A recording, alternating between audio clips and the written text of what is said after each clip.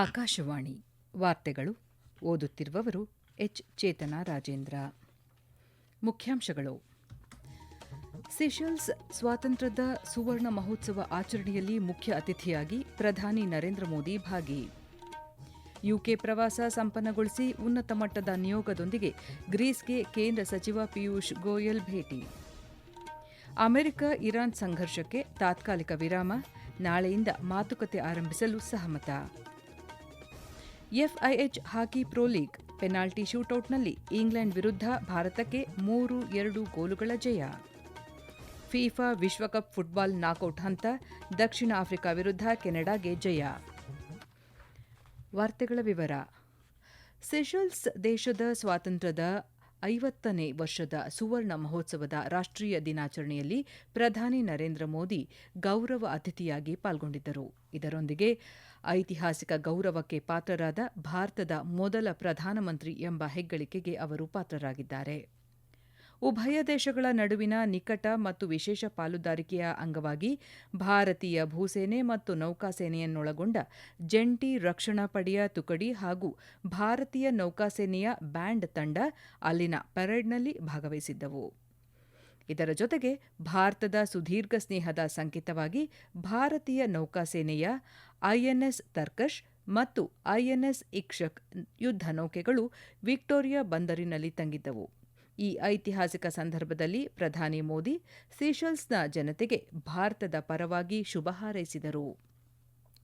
Seychelles ಅಧ್ಯಕ್ಷ Patrick ಹೆರ್ಮಿನಿ ಅವರ ಆಹ್ವಾನದ ಮೇರೆಗೆ ಕಳೆದ ಶನಿವಾರ ಸೀಶೆಲ್ಸ್ ತಲುಪಿದ ಪ್ರಧಾನಿ ಅವರೊಂದಿಗೆ ವಿದೇಶಾಂಗ ಸಚಿವ ಡಾ ಎಸ್. ಜೈಶಂಕರ್, ರಾಷ್ಟ್ರೀಯ ಭದ್ರತಾ ಸಲಹೆಗಾರ ಅಜಿತ್ ದೋವಲ್ ಮತ್ತು ಮಾರಿಷಸ್ ಪ್ರಧಾನಿ ನವೀನ್ ಚಂದ್ರ ರಾಮಗೂಲಂ ಈ ಸಮಾರಂಭದಲ್ಲಿ ಉಪಸ್ಥಿತರಿದ್ದರು.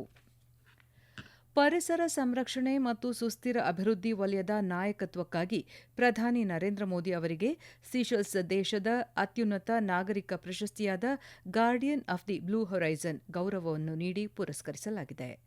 ಸೀಶೆಲ್ಸ್ ಅಧ್ಯಕ್ಷ ಪ್ಯಾಟ್ರಿಕ್ ಹೆರ್ಮನಿ ಈ ಪ್ರಶಸ್ತಿಯನ್ನು ಪ್ರದಾನ ಮಾಡಿದರು. ಪ್ರಧಾನಿ ಮೋದಿಯವರ ಹಸಿರು ದೂರದೃಷ್ಟಿ, ಹವಾಮಾನ ವೈಪರೀತ್ಯದ ವಿರುದ್ಧದ ಹೋರಾಟ ಹಾಗೂ ಕಡಲ ಆರ್ಥಿಕತೆಗೆ ಉತ್ತೇಜನದ ನಿರಂತರ ಶ್ರಮವನ್ನು ಗುರುತಿಸಿ ಈ ಗೌರವ ಸಮರ್ಪಿಸಲಾಗಿದೆ. ಪ್ರಶಸ್ತಿ ಸ್ವೀಕರಿಸಿ ಮಾತನಾಡಿದ ಪ್ರಧಾನಿ, ಈ ಗೌರವವನ್ನು ಹವಾಮಾನ ಬದಲಾವಣೆಯ ಸವಾಲುಗಳ ವಿರುದ್ಧ ಹೋರಾಡುತ್ತಿರುವ ಜಾಗತಿಕ ರಾಷ್ಟ್ರಗಳಿಗೆ ಸಮರ್ಪಿಸಿದರು. ಈ ಹಿಂದೆ ಅವರಿಗೆ ವಿಶ್ವಸಂಸ್ಥೆಯ ಚಾಂಪಿಯನ್ ಆಫ್ ದಿ ಅರ್ತ್ ಹಾಗೂ ಸಿಯೋಲ್ ಶಾಂತಿ ಪ್ರಶಸ್ತಿಗಳು ಲಭಿಸಿವೆ. ಹವಾಮಾನ ಬದಲಾವಣೆಯ ವಿರುದ್ಧದ ಹೋರಾಟ ಕೇವಲ ಸರ್ಕಾರಗಳಿಂದ ಸಾಧ್ಯವಿಲ್ಲ, ಸುಸ್ಥಿರ ಜೀವನ ಶೈಲಿ ಪ್ರತಿಯೊಬ್ಬರ ಬದುಕಿನ ಭಾಗವಾಗಬೇಕು ಎಂದು ಪ್ರಧಾನಿ ನರೇಂದ್ರ ಮೋದಿ ಕರೆ ನೀಡಿದ್ದಾರೆ. ಪ್ರಧಾನಿ ನರೇಂದ್ರ ಮೋದಿ ನಿನ್ನೆ ಸೀಶೆಲ್ಸ್ನಲ್ಲಿ ಮಾರಿಷಸ್ ಪ್ರಧಾನಿ ಡಾ ನವೀನ್ ಚಂದ್ರ ರಾಮಗೂಲಂ ಅವರನ್ನು ಭೇಟಿ ಮಾಡಿ ಉಭಯ ದೇಶಗಳ ನಡುವಿನ ದ್ವಿಪಕ್ಷೀಯ ಸಹಕಾರದ ಕುರಿತು ಮಹತ್ವದ ಚರ್ಚೆ ನಡೆಸಿದರು. ಈ ಸಂದರ್ಭದಲ್ಲಿ ಉಭಯ ನಾಯಕರು ಭಾರತ ಮಾರಿಷಸ್ಗೆ ವಿಸ್ತರಿಸಿರುವ ವಿಶೇಷ ಆರ್ಥಿಕ ಪ್ಯಾಕೇಜ್ ಅನುಷ್ಠಾನದಲ್ಲಿ ಆಗಿರುವ ಪ್ರಗತಿಯನ್ನು ಪರಾಮರ್ಶಿಸಿದರು. ಮಾರಿಷಸ್ನ ಸರ್ವತೋಮುಖ ಅಭಿವೃದ್ಧಿ ಮತ್ತು ಪ್ರಗತಿಗೆ ಭಾರತ ನೀಡುವ ಆದ್ಯತೆಯನ್ನು ಪ್ರಧಾನಿ ಮೋದಿ ಪುನರುಚ್ಚರಿಸಿದರು. ಪ್ರಸ್ತುತ ಚಾಲ್ತಿಯಲ್ಲಿರುವ ದ್ವಿಪಕ್ಷೀಯ ಯೋಜನೆಗಳು ಮಾರಿಷಸ್ನ ಆರೋಗ್ಯ ಸೇವೆ, ಪ್ರಾದೇಶಿಕ ಸಂಪರ್ಕ, ಸುಸ್ಥಿರ ಅಭಿವೃದ್ಧಿ ಹಾಗೂ ಕಡಲ ಆರ್ಥಿಕತೆಯ ವೃದ್ಧಿಗೆ ಪ್ರಮುಖ ಕೊಡುಗೆ ನೀಡಲಿವೆ ಎಂದು ಆಶಯ ವ್ಯಕ್ತಪಡಿಸಿದರು. ಭಾರತದ ಮಹಾಸಾಗರ್ ದೃಷ್ಟಿಕೋನ, ನೆರೆಹೊರೆ ಮೊದಲು ನೀತಿ ಹಾಗೂ ಜಾಗತಿಕ ದಕ್ಷಿಣ ಒಕ್ಕೂಟದ ಹಂಚಿಕೆ ಬದ್ಧತೆಯ ಅಡಿಯಲ್ಲಿ ಭಾರತ ಮಾರಿಷಸ್ ನಡುವಿನ ವರ್ಧಿತ ಕಾರ್ಯತಂತ್ರದ ಪಾಲುದಾರಿಕೆಯ ಮಹತ್ವದ ಬಗ್ಗೆ ಉಭಯ ನಾಯಕರು ಸಹಮತ ವ್ಯಕ್ತಪಡಿಸಿದರು. ಯುಕೆ ಪ್ರವಾಸವನ್ನು ಯಶಸ್ವಿಯಾಗಿ ಸಂಪನ್ನಗೊಳಿಸಿರುವ ಕೇಂದ್ರ ವಾಣಿಜ್ಯ ಮತ್ತು ಕೈಗಾರಿಕಾ ಸಚಿವ ಪಿಯೂಷ್ ಗೋಯಲ್ ಗ್ರೀಸ್ನ ಅಥೆನ್ಸ್ ದೇಶಕ್ಕೆ ಉನ್ನತ ಮಟ್ಟದ ಉದ್ಯಮ ನಿಯೋಗದೊಂದಿಗೆ ಭೇಟಿ ನೀಡುತ್ತಿದ್ದಾರೆ. ಈ ಭೇಟಿ ಉಭಯ ದೇಶಗಳ ನಡುವಿನ ವ್ಯಾಪಾರ, ಹೂಡಿಕೆ ಮತ್ತು ಕಾರ್ಯತಂತ್ರದ ಆರ್ಥಿಕ ಸಹಕಾರವನ್ನು ಬಲಪಡಿಸುವ ಉದ್ದೇಶ ಹೊಂದಿದೆ. ಗ್ರೀಸ್ ಭೇಟಿಯ ಸಂದರ್ಭದಲ್ಲಿ ಈ ನಿಯೋಗ ಅಥೆನ್ಸ್ ಸ್ಟಾರ್ಟ್ಅಪ್ ಬಿಸಿನೆಸ್ ಇನ್ಕ್ಯುಬೇಟರ್ನಲ್ಲಿ ನಡೆಯಲಿರುವ ಪ್ರಸ್ತುತಿಗಳು ಮತ್ತು ನವೋದಯ ಪ್ರದರ್ಶನಗಳಲ್ಲಿ ಭಾಗವಹಿಸಲಿದೆ ಎಂದು ಕೇಂದ್ರ ವಾಣಿಜ್ಯ ಮತ್ತು ಕೈಗಾರಿಕಾ ಸಚಿವಾಲಯ ತಿಳಿಸಿದೆ. ಇದರ ಜೊತೆಗೆ ಖಾಸಗಿ ವಲಯದ ಸಹಭಾಗಿತ್ವವನ್ನು ಬಲಪಡಿಸಲು ಹಾಗೂ ಹೊಸ ಸಹಯೋಗದ ಅವಕಾಶಗಳನ್ನು ಗುರುತಿಸಲು ಅಥೆನ್ಸ್ ವಾಣಿಜ್ಯ ಮತ್ತು ಕೈಗಾರಿಕಾ ಮಂಡಳಿಯಲ್ಲಿ ಭಾರತ ಮತ್ತು ಗ್ರೀಸ್ನ ಪ್ರಮುಖ ಉದ್ಯಮಿಗಳೊಂದಿಗೆ ನಿಯೋಗ ದುಂಡು ಮೇಜಿನ ಸಭೆಯನ್ನು ನಡೆಸಲಿದೆ. ಈ ವಾರ್ತೆಗಳನ್ನು ಆಕಾಶವಾಣಿಯಿಂದ ಕೇಳುತ್ತಿದ್ದೀರಿ. ನಮ್ಮ ಎಲ್ಲಾ ರಾಷ್ಟ್ರೀಯ ವಾರ್ತೆಗಳು ಹಾಗೂ ಪ್ರದೇಶ ಸಮಾಚಾರ ಈಗ ಆಕಾಶವಾಣಿ ನ್ಯೂಸ್ ಕನ್ನಡ ಯೂಟ್ಯೂಬ್ ಚಾನೆಲ್ನಲ್ಲಿ ಲಭ್ಯ. ನಮ್ಮ ಎಕ್ಸ್ ಖಾತೆ ಮತ್ತು ಇನ್ಸ್ಟಾಗ್ರಾಂ ಖಾತೆ ಆಕಾಶವಾಣಿ ನ್ಯೂಸ್ ಕನ್ನಡ. ಹೆಚ್ಚಿನ ಮಾಹಿತಿಗಾಗಿ ನಮ್ಮ ಫೇಸ್ಬುಕ್ ಖಾತೆ AIR ಕನ್ನಡ ನ್ಯೂಸ್ ಅನುಸರಿಸಿ.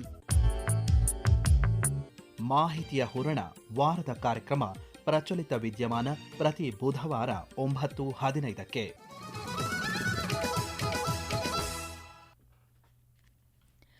ಹಾರ್ಮುಜ್ ಜಲಸಂಧಿಯ ವಿವಾದ ಹಾಗೂ ಮಿಲಿಟರಿ ಸಂಘರ್ಷ ತಡೆಯುವ ನಿಟ್ಟಿನಲ್ಲಿ ಅಮೆರಿಕ ಮತ್ತು ಇರಾನ್ ದೇಶಗಳು ಪರಸ್ಪರ ದಾಳಿಗಳನ್ನು ನಿಲ್ಲಿಸಲು ಹಾಗೂ ನಾಳೆಯಿಂದ ಕತಾರ್ನ ದೋಹಾದಲ್ಲಿ ಮಾತುಕತೆ ಪುನರಾರಂಭಿಸಲು ಒಪ್ಪಿಕೊಂಡಿವೆ. ಇತ್ತೀಚೆಗೆ ವಾಣಿಜ್ಯ ಹಡಗುಗಳ ಮೇಲಿನ ದಾಳಿ ಮತ್ತು ಪ್ರತಿಯಾಗಿ ಬಹ್ರೇನ್, ಕುವೈತ್ನ ಅಮೆರಿಕದ ನೆಲೆಗಳ ಮೇಲೆ ನಡೆದ ಕ್ಷಿಪಣಿ ದಾಳಿಗಳ ನಂತರ ಈ ಕದನ ವಿರಾಮ ಘೋಷಣೆಯಾಗಿದೆ. ಚರ್ಚೆ ಮುಂದುವರಿಯುವವರೆಗೆ ಹಡಗುಗಳ ಮುಕ್ತ ಸಂಚಾರಕ್ಕೆ ಅವಕಾಶ ನೀಡಲು ಉಭಯ ರಾಷ್ಟ್ರಗಳು ಸಮ್ಮತಿಸಿವೆ. ಇದೇ ತಿಂಗಳ ಆರಂಭದಲ್ಲಿ ಸಹಿ ಹಾಕಲಾಗಿದ್ದ ತಿಳುವಳಿಕಾ ಪತ್ರದ ಆರ್ಟಿಕಲ್ 5 ಕುರಿತಾದ ಭಿನ್ನಾಭಿಪ್ರಾಯವೇ ಪ್ರಸ್ತುತ ಸಂಘರ್ಷಕ್ಕೆ ಕಾರಣವಾಗಿದೆ. ಅಮೆರಿಕದ ಉಪಾಧ್ಯಕ್ಷ JD ವ್ಯಾನ್ಸ್ ನೇತೃತ್ವದಲ್ಲಿ ಸ್ವಿಟ್ಜರ್ಲೆಂಡ್ನಲ್ಲಿ ನಡೆದ ಮಾತುಕತೆಯಲ್ಲಿ ಅಮೆರಿಕ ಮಿಲಿಟರಿ ಮತ್ತು ಇರಾನ್ನ ಇಸ್ಲಾಮಿಕ್ ರೆವಲ್ಯೂಷನರಿ ಗಾರ್ಡ್ ಕೋರ್ ನಡುವೆ ನೇರ ಸಂಪರ್ಕ ಸ್ಥಾಪಿಸಲು ನಿರ್ಧರಿಸಲಾಗಿತ್ತಾದರೂ ಅದು ಇನ್ನೂ ಕಾರ್ಯರೂಪಕ್ಕೆ ಬಂದಿಲ್ಲ.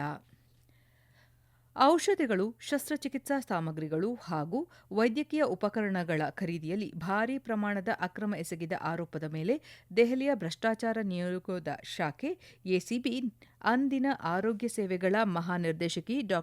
ವತ್ಸಲಾ ಅಗರ್ವಾಲ್ ಮತ್ತು ಕೇಂದ್ರೀಯ ಖರೀದಿ ಸಂಸ್ಥೆಯ ಉಪಖಾತೆ ನಿಯಂತ್ರಕ ನೀರಜ್ ಚೋಪ್ರಾ ಅವರನ್ನು ಬಂಧಿಸಿದೆ. ಕರಾಚಿಯಲ್ಲಿ ಇತ್ತೀಚೆಗೆ ನಡೆದ ಘಟನೆಗೆ ಸಂಬಂಧಿಸಿದಂತೆ ಪಾಕಿಸ್ತಾನ ಮಾಡಿರುವ ಎಲ್ಲ ಆರೋಪಗಳನ್ನು ಭಾರತ ಸ್ಪಷ್ಟವಾಗಿ ತಿರಸ್ಕರಿಸಿದ್ದು, ಅವುಗಳನ್ನು ಸಂಪೂರ್ಣ ಆಧಾರರಹಿತ ಎಂದು ಕರೆದಿದೆ. ಈ ಕುರಿತು ಮಾಧ್ಯಮಗಳ ಪ್ರಶ್ನೆಗೆ ಉತ್ತರಿಸಿದ ಕೇಂದ್ರ ವಿದೇಶಾಂಗ ವ್ಯವಹಾರಗಳ ಸಚಿವಾಲಯದ ವಕ್ತಾರ ರಣಧೀರ್ ಜೈಸ್ವಾಲ್, ಪಾಕಿಸ್ತಾನ ಇತರರ ಕಡೆಗೆ ಬೆರಳು ಮಾಡಿ ತೋರಿಸುವ ಬದಲು ತನ್ನದೇ ಆತ್ಮಾವಲೋಕನ ಮಾಡಿಕೊಳ್ಳಬೇಕು ಎಂದು ತಿಳಿಸಿದ್ದಾರೆ. ತನ್ನದೇ ನೆಲದಲ್ಲಿ ಕಾರ್ಯಾಚರಣೆ ನಡೆಸುತ್ತಿರುವ ಭಯೋತ್ಪಾದನಾ ಮೂಲಸೌಕರ್ಯಗಳ ವಿರುದ್ಧ ಪಾಕಿಸ್ತಾನ ಕಟ್ಟುನಿಟ್ಟಿನ ಕ್ರಮ ಕೈಗೊಳ್ಳಬೇಕು ಎಂದರು. ವೆನೆಜುಲಾದಲ್ಲಿ ಕಳೆದ ಬುಧವಾರ ಸಂಭವಿಸಿದ ಭೀಕರ ಭೂಕಂಪಗಳಿಗೆ ಮೃತಪಟ್ಟವರ ಸಂಖ್ಯೆ 1,450ಕ್ಕೆ ಏರಿಕೆಯಾಗಿದೆ ಎಂದು ವೆನೆಜುಲಾ ಶಾಸನ ಸಭೆ ಅಧ್ಯಕ್ಷ ಜಾರ್ಜ್ ರೋಡ್ರಿಗೆಸ್ ತಿಳಿಸಿದ್ದಾರೆ. ರಾಷ್ಟ್ರೀಯ ತುರ್ತು ಪರಿಸ್ಥಿತಿಯ ಕುರಿತು ಮಾಹಿತಿ ಹಂಚಿಕೊಂಡಿರುವ ಅವರು 7.2 ಮತ್ತು 7.5 ತೀವ್ರತೆಯ 2 ಪ್ರಬಲ ಭೂಕಂಪಗಳ ನಂತರ ವೆನೆಜುಲಾದಲ್ಲಿ ಇದುವರೆಗೆ 430 ಹಗುರದಿಂದ ಸಾಧಾರಣ ಪ್ರಮಾಣದ ಕಂಪನಗಳು ದಾಖಲಾಗಿವೆ ಎಂದಿದ್ದಾರೆ. ಕೇಂದ್ರ ಆರೋಗ್ಯ ಮತ್ತು ಕುಟುಂಬ ಕಲ್ಯಾಣ ಸಚಿವ ಜಗತ್ ಪ್ರಕಾಶ್ ನಡ್ಡಾ ಇಂದು ನವದೆಹಲಿಯಲ್ಲಿ ನಡೆಯಲಿರುವ ಕೇಂದ್ರ ಆರೋಗ್ಯ ಮತ್ತು ಕುಟುಂಬ ಕಲ್ಯಾಣ ಮಂಡಳಿಯ 16ನೇ ಸಮ್ಮೇಳನದಲ್ಲಿ ಸಮಗ್ರ ಶಿಶು ಬಾಲ ಸ್ವಾಸ್ಥ್ಯ ಕಾರ್ಯಕ್ರಮಕ್ಕೆ ಚಾಲನೆ ನೀಡಲಿದ್ದಾರೆ.